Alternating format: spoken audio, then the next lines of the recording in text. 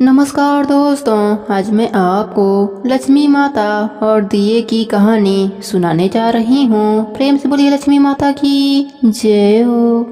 एक नगर में एक राजा रहते थे। उनकी दो बेटियां थीं। एक दिन जब राजा अपने बेटियों के साथ खाना खा रहे थे तो उन्होंने अपनी बेटियों से पूछा कि राजकुमारियां, तुम दोनों किसके भाग्य का खाती हो?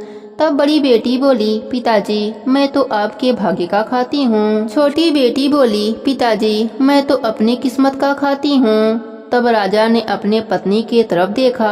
पत्नी डर गई। उसने भी कहा कि स्वामी मैं तो आपके भाग्य का खाती हूँ। तब राजा को बड़ा क्रोध आया। उन्होंने कहा, मैं कमाता हूँ, खिलाता हूँ, फिर भी मेरी छोटी बेटी कहती है कि मैं अपने भाग्य का खाती हूँ। मेरे भाग्य से पूरी नगरी खाती है और मेरे ही घर में मेरी ही बेटी कहती है कि मैं अपने भाग्य का खाती हूँ। राजा ने गुस्से में आकर अपने एक मंत्री को आदेश दिया कि जाओ मेरी पुत्रियों के लिए दो लड़का ढूंढो। मेरी बड़ी बेटी के लिए अमीर से अमीर राजा का पुत्र देखना और छोटी बेटी के लिए गरीब कंगाल दुबला पतला लड़का ढूंढना। जब राजा अपने मंत्रियों से यह बात कह रहे थे तो वहाँ पूरी राज्यसभा उपस्थित थी। सभी मंत्री दरबारी एक दूसरे का मुंह देखने लगे। किसी में इतनी हिम्मत नहीं थी कि वह राजा से किसी भी प्रकार का प्रश्न करे कि वह एक बेटी को अमीर घर में और एक बेटी को गरीब घर में क्यों ब्याहना चाहता है। तब राजा की आज्ञा का पालन किया गया। मंत्री ने राजा के कहे अनुसार बड़ी बेटी के लिए राजकुमार और छोटी बेटी के लिए एक भिखारी ढूंढ लिया। राजा ने दोनों बेटियों की शादी करा दी। राजा ने बड़ी बेटी को खूब धन दौलत दिया, लेकिन छोटी बेटी को बोरी से सिला हुआ लहंगा चोली पहना दिया। छोटी बेटी कुछ नहीं बोली। दोनों अपने अपने ससुराल चले गए। जब छोटी बेटी अपने ससुराल में पहुंची तब उसने देखा कि उसको वहाँ कोई भी आवभगत करने वाला नहीं था। वहाँ छोटी सी जमीन पर एक छोटी सी झोपड़ी बनी हुई थी और वहाँ 5 चूल्हे बने हुए थे। उसने उस समय कुछ नहीं पूछा और चुपचाप सो गई। सुबह जब वह सोकर उठी तो उसने अपने जेठ से पूछा कि भैया यहाँ 5 चूल्हे क्यों हैं? तब बड़े जेठ ने कहा, बहू 5 भाई हैं, हम 5 भाइयों के यह 5 चूल्हे हैं। हम सब कमारे हैं, परंतु हमारा 5वां भाई जो कि जबरदस्ती तुम्हारे मंत्रियों ने ले जाकर तुम्हारे साथ ब्याह करवा दिया। बहू ने कहा, कोई बात नहीं, सबको अपनी किस्मत का मिलता है। जब 5 भाई झोली उठाकर जाने लगे तब बहू ने वापस पूछा कि आप सब कहाँ जा रहे हैं? 5 भाइयों में से केवल बड़ा भाई ही समझदार था। बड़े भाई ने कहा, बहू हम भीख मांगने जा रहे हैं, हम भिखारी हैं। उस समय भी बहू कुछ नहीं बोली। उसने कहा, ठीक है आप जाइए। 5 भाई भीख मांगने के लिए चले गए। पीछे से बहू ने पूरे घर की सफाई करी, कुंवारी गाय के गोबर से पूरा आंगन लीपा और बड़े जेठ के चूल्हे को छोड़कर सभी चूल्हे वहां से हटा दिए। शाम को जब 5 भाई आए, घर को साफ सुथरा देखा तो और 4 चूल्हे हटे हुए देखा तो उन्होंने पूछा, ऐसा तुमने क्यों किया? तब बहू बोली कि आज से हम एक ही चूल्हे पर भोजन पकाएंगे। मैं खाना पकाऊंगी और आप सब खाना जीमोगे, लेकिन उससे पहले आप सब नहा धोकर पूजा पाठ करके आओ। सबसे पहले वह 5 भाइयों ने कभी स्नान नहीं किया था। मर्जी पड़ती थी तब स्नान कर लेते थे, नहीं तो नहीं करते थे। किसी ने उन्हें इस तरह से आदेश भी नहीं दिया था। 4 छोटे भाइयों को इस बात पर बड़ा गुस्सा आया, लेकिन बड़ा भाई थोड़ा समझदार था। उसने कहा कि बहू जो कह रही है हम सब वही करेंगे। हम सब तालाब पर नहाकर आते हैं, फिर हम आकर भोजन करेंगे। उस दिन से सभी इसी प्रकार से करने लगे। 5 भाई तालाब पर नहाने के लिए गए। वहां से नहाकर वापस आने लगे। तब बड़े भाई को याद आया कि बहू ने कहा था कि पूजा पाठ करके आना। तब बड़े भाई ने अपने छोटे भाइयों से कहा कि पास में मंदिर है, हम वहां पूजा पाठ करके चलेंगे। उन्हें किसी भी प्रकार का मंत्र पूजा पाठ कुछ नहीं आता था। बस मंदिर में गए और हाथ जोड़कर बैठ गए और दर्शन किया और घर आ गए। घर आए तो नई बहू ने रोटी सब्जी बनाकर रख दिया था। सभी ने इतना स्वादिष्ट खाना आज से पहले कभी नहीं खाया था। सभी ने नई बहू की बहुत तारीफ करी। इस तरह से चार भाई झोपड़ी के बाहर सो गए और नई बहू अपने पति के साथ झोपड़ी के अंदर सो गई।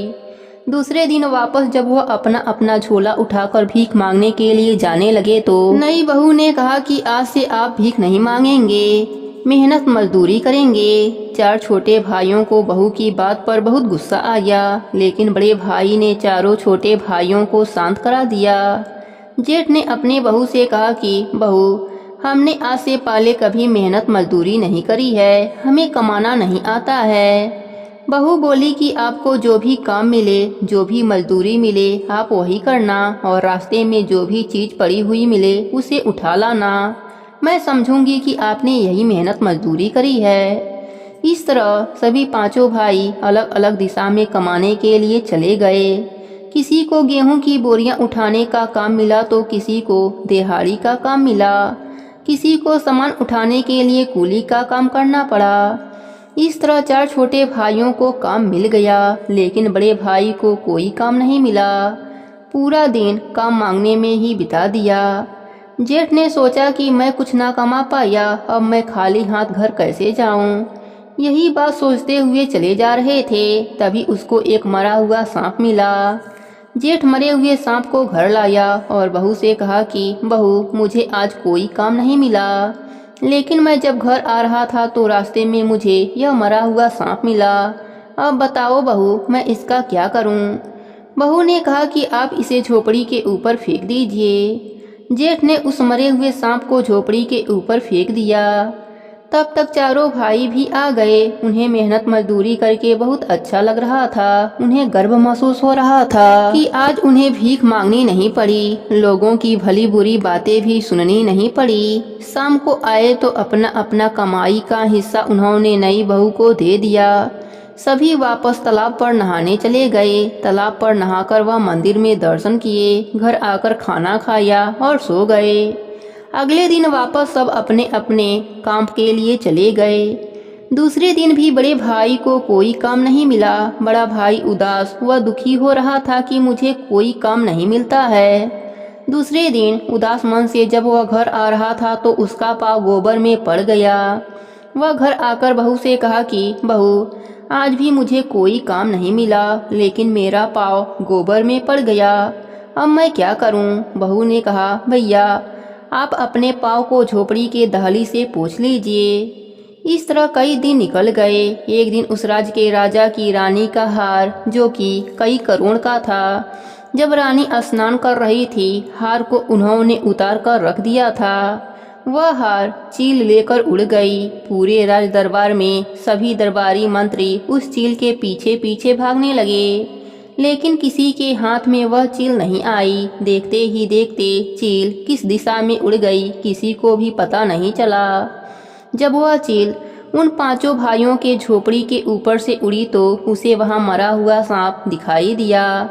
तो चील ने हार को उनकी झोपड़ी पर गिरा दिया और सांप को लेकर उड़ गई। उधर राजा ने पूरे नगर में ढिढोरा पिटवा दिया कि जिसे भी रानी का हार मिले वह लाकर राज दरबार में जमा कराएगा तो उसे मुंह मांगा इनाम दिया जाएगा। शाम को जब पांचों भाई झोपड़ी पर आए तब बड़े जेठ की नज़र झोपड़ी के ऊपर चमकती हुई किसी चीज पर पड़ी। जेठ उस चमकती हुई चीज को लाकर बहू को दिया। तब नई बहू हार को देखकर पहचान जाती है कि यह हार तो नगर के राजा का है। नई बहू ने राजा के द्वारा आदेश को सुन लिया था। नई बहू ने अपने जेठ से कहा कि भैया यह हार ले जाकर आप राजा को दे दीजिए। जब राजा आपसे पूछें कि आपको क्या चाहिए तो आप कहना कि मैं अपने भाई की पत्नी से पूछकर बताऊंगा कि मुझे क्या चाहिए। जैसी नई बहू ने कहा था जेठ ने वैसा ही किया। बड़े जेठ ने हार ले जाकर राजा को दे दिया। राजा हार देखकर बहुत खुश हुआ। राजा ने कहा, मैं अपने वचन का पक्का हूँ। तुमने रानी का हार लौटाया है, इनाम में जो कुछ मांगोगे मैं वही देने के लिए तैयार हूँ। तब जेठ बोला कि राजन, मुझे मांगना नहीं आता है, मैं अपने भाई की पत्नी से पूछकर बताऊंगा। राजा ने कहा, जैसा तुम ठीक समझो। जेठ वापस घर आ गया और घर आकर बहू को पूरी बात बताई। तब बहू बोली कि आप राजा से कहना कि आज 14 है और कल दीपावली है। मैं चाहता हूँ कि राजन आपके महल में और पूरी नगरी में कोई भी दीपक न जलावे, सब अपने अपने घरों में अंधेरा रखें। बस यही मेरी इच्छा है और मुझे कुछ नहीं चाहिए। जेठ राजमहल में जाकर राजा को यह बातें कही तो राजा ने कहा, ठीक है, अगर तुम्हारी यही इच्छा है तो यही सही। एक दिन दीपक नहीं जलाएंगे तो क्या फर्क पड़ जाएगा। इस तरह 14 से लेकर दीपावली तक किसी ने भी दीपक नहीं जलाया। उधर बहू ने पूरी झोपड़ी में दीपक जलाया, एक भी जगह अंधेरा नहीं रखा। बहू ने पूरे घर में सुंदर माड़ले बनाए, लक्ष्मी जी की चौकी बनाई, लक्ष्मी जी के पूजन के लिए थाल सजाकर रख दिया और पांचों भाई खाना खाकर सो गए। लेकिन बहू जागती रही। रात्रि को लक्ष्मी जी उस नगरी में उतरी। पूरे नगरी में अंधेरा था, केवल एक झोपड़ी ही उजाला कर रही थी। लक्ष्मी माता पूरे नगरी में जहाँ भी जाती उन्हें ठोकर लग जाती। तब लक्ष्मी माता जगमगाती हुई उस झोपड़ी की दरवाजे पर जाकर दरवाजा खटखटाने लगीं। अंदर से बहू ने पूछा, कौन है? लक्ष्मी माता बोली कि मैं इस घर की बेटी हूँ। बहू ने कहा कि हमारे घर में आपके लिए कोई जगह नहीं है, हमारे खुद के खाने के लिए अन्न की कमी है, हम आपको कहाँ से खिलाएंगे। थोड़ी देर बाद लक्ष्मी माता ने वापस से दरवाजा खटखटाया। बहू ने कहा कि कौन है? लक्ष्मी माता ने कहा कि मैं इस घर की बहू हूँ, लेकिन बहू ने दरवाजा नहीं खोला।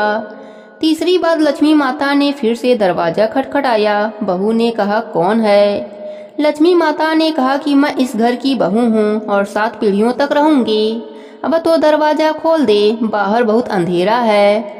बहू ने तुरंत दरवाजा खोला। जैसे ही मैया ने दहली के अंदर पांव रखा, उनकी झोपड़ी एक सुंदर महल में बदल गई। नई बहू ने माता के स्वागत के लिए पहले से ही थाल सजाकर रखा था। बहू ने माता की आरती करी और उन्हें पाटे पर बैठाया।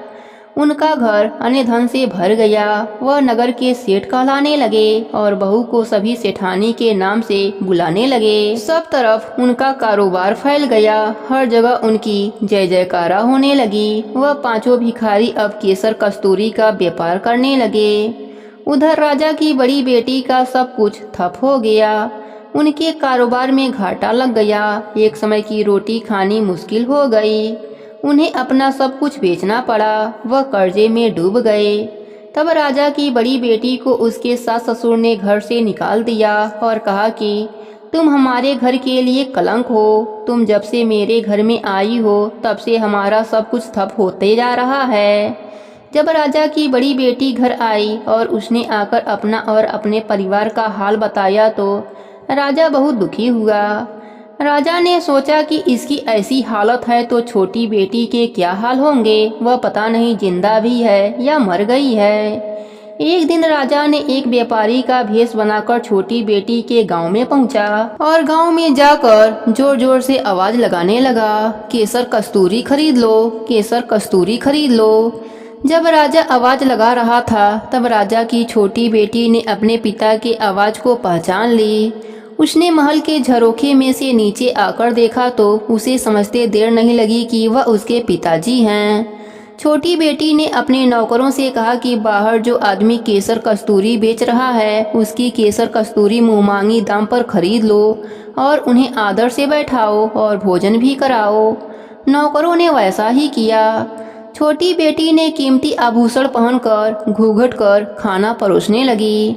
जब वह खाना खा चुके तब उनकी बेटी पान सुपारी लेकर वही कपड़े पहनकर जो उसके पिता ने विदाई के समय दिया था वही कपड़े पहनकर आई और बोली, पिताजी पाव लागू, लो पान सुपारी भी खा लो। तब उसके पिताजी हंसते हुए बोले, बेटी तू क्या यहाँ नौकरानी का काम करती है?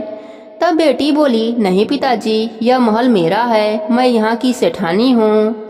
पिताजी ने हंसते हुए कहा, लेकिन बेटी तुमने तो वही कपड़े पहन रखे हैं जो मैंने तुम्हें विदाई के समय पहनाकर भेजा था। तब बेटी बोली, पिताजी आपको बार बार जो भोजन परोसने के लिए आ रही थी और बार बार नए नए कपड़े पहनकर अलग अलग कीमती आभूषण पहनकर जो स्त्री आपको खाना परोसने आ रही थी वह मैं ही थी। इस समय जो आपको 5 सुपारी देने आई हूँ और आपके दिए हुए वस्त्र पहनकर आई हूँ यह भी मैं ही हूँ। मैं आज आपको बस इतना बताना चाहती हूँ कि पिताजी सब अपने किस्मत का खाते हैं। यह मेरी किस्मत है जो आज मैं इस नगर की सेठानी हूँ और यह आपकी किस्मत है कि आप केसर कस्तूरी बेच रहे हैं। इसलिए पिताजी आज के बाद किसी से मत कहना कि आप उसे खिलाते हैं। उस दिन उसके पिताजी ने हार स्वीकार कर लिया और बोला कि बेटी तू सही बोलती है, आज मैं हारा और तू जीती। तू सत्य कहती है कि सब मनुष्य अपने अपने किस्मत का खाते हैं। हे लक्ष्मी माता, जैसे आप राजा की छोटी बेटी पर प्रसन्न हुई वैसे ही प्रसन्न सब पर होना, सब पर अपनी कृपा बनाए रखना, सबके भंडारे भरे रखना। कहानी अधूरी हो तो पूरी करना, पूरी हो तो मान रखना, सबके व्रत को पूर्ण करना। प्रेम से बोलिए लक्ष्मी माता की जय हो, विष्णु भगवान की जय हो, कार्तिक मास की जय हो।